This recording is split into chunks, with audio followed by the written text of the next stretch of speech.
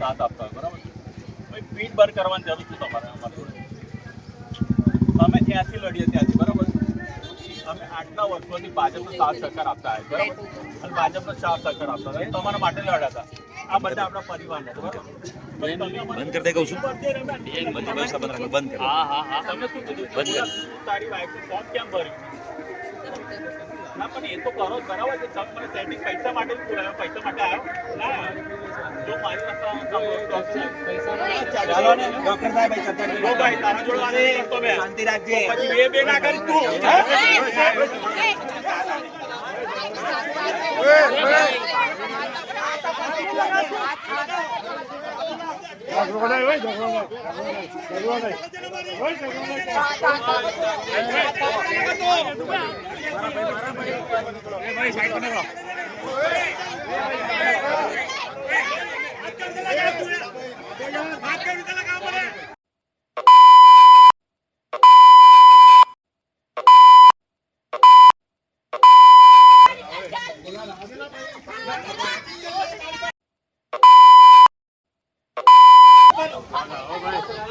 બધો વિડિયો લેજો, આ બધો ઇશ્યુ પેદા કરી આમ આદમી પાર્ટી ફાઇનલ થાય તો બધાની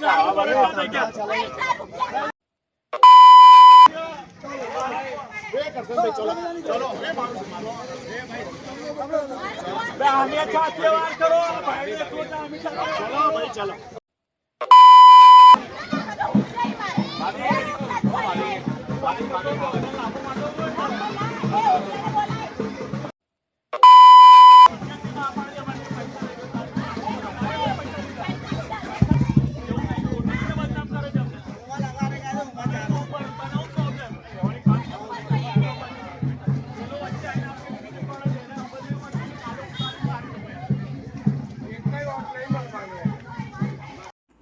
નમસ્કાર, મારું નામ યોગેશ પરમાર, વડોદરા શહેર અનુસૂચિત જાતિ મોરચાનો પ્રમુખ છું. ગઈકાલે એક વિડીયો વાયરલ થયો હતો, જેમાં ભારતીય જનતા પાર્ટીના કાર્યકર્તાઓ સાથે વિસ્તારના લોકો ઘર્ષણ કરી રહ્યા છે એવો વિડીયો બતાવવામાં આવ્યો છે. એ વિડીયો બાબતે હું ખુલાસો કરું છું કે જે લોકો વિરોધ કરી રહ્યા હતા એ આમ આદમી પાર્ટીના કાર્યકર્તા હતા. જે બેન ખૂબ ગંદી ગાળો બોલી રહ્યા હતા, જે આપણે સંસ્કારી લોકો સાંભળી પણ ના શકીએ એવી ગાળ બોલતા હતા. એ બેનનું નામ પદ્માબેન રાઠોડ છે. એ પદ્માબેન રાઠોડ એ હિતેશભાઈના પત્ની છે અને પદ્માબેનને આમ આદમી પાર્ટી દ્વારા આ વખતે ઉમેદવાર તરીકે ટિકિટ આપવામાં આવી હતી અને એ બેને ફોર્મ પણ ભર્યું હતું, પણ કોઈ ટેકનિકલ કારણોસર પદ્માબેનનું ફોર્મ રદ થયું હતું અને એ રદ થયેલાનો આક્ષેપ ભારતીય જનતા પાર્ટી પર લગાવે છે. એટલે ગઈકાલે એ કોઈ વિસ્તારના પ્રશ્નોને લઈને નહીં કે કોઈ ડમ્પિંગ યાર્ડ છે કે નળ કે પાણી, ગટર, રોડ રસ્તા, લાઇટનું કામ, એવું કોઈ વાત નથી. તમે વિડીયોમાં સાંભળશો તો એ ફક્ત ને ફક્ત ભારતીય જનતા પાર્ટીનો વિરોધ કરે છે અને એમનું ફોર્મ રદ થયું એનો આક્ષેપ કરે છે. અને એ બાબતે હું રોકવાનો પ્રયાસ કરતા મારી સાથે ખોટી રીતે વાત કરીને ઘર્ષણ પેદા કર્યું અને મને તો એવો ડાઉટ છે કે કદાચ અમારા ઉમેદવારોના ટાર્ગેટમાં જ હતા, એટલા માટે અમે વચ્ચે આવીને એ બંધ કરવાની કોશિશ કરી. તો જેના કારણે એમનું કામમાં એ સફળ ના થઈ શક્યા, એટલે મારા પર આક્ષેપ કરીને ખોટી રીતે એ પોલીસ ફરિયાદને વિડીયોમાં જાય છે.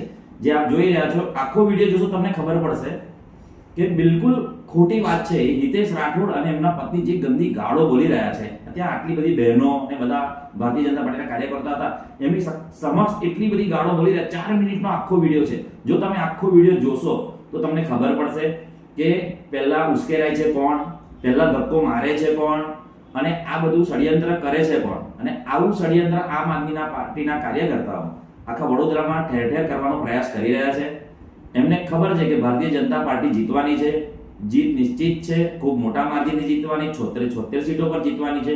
તો એનો વિજય રથ કઈ રીતે અટકાવી શકાય અને ભાજપનું નુકસાન કેવી રીતે કરી શકાય, એટલે એવા પ્રોપેગેન્ડાથી આ લોકો કામ કરી રહ્યા છે અને ભારતીય જનતા પાર્ટી નુકસાન કરવા માટેના પ્રયત્ન કરે. પણ આવું કંઈ થવાનું નથી. નાગરિકો બધા સમજદાર છે, એટલે હું આપ સમક્ષ અમારો વિડીયો મૂકું છું કે આવી કોઈ બાબતોમાં આવીએ નહીં અને ભારતીય જનતા પાર્ટીને જંગી મતદાન કરીને વિજયી બનાવીએ. ઉમેદવાર કોઈ પણ હોય, આપણે કમળને વોટ કરવાનો છે અને એ માટે આપ સૌને અપીલ કરું છું.